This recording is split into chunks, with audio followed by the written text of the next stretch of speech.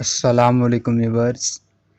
دنیا کا طلبگار سمندر کا پانی پینے والے کی طرح ہے، جس قدر پیتا ہے پیاس بڑھتی ہے۔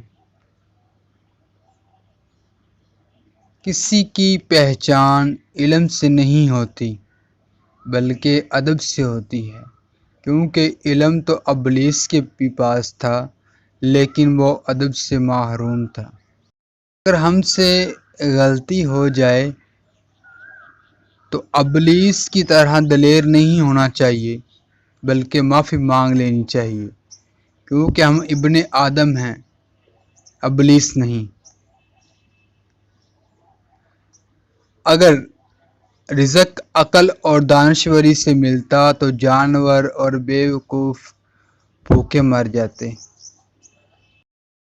جو غلطی کر نہیں سکتا وہ فرشتہ ہے، جو غلطی کر کے ڈٹ جائے وہ شیطان ہے، اور جو غلطی کے بعد توبہ کر لے وہ انسان ہے۔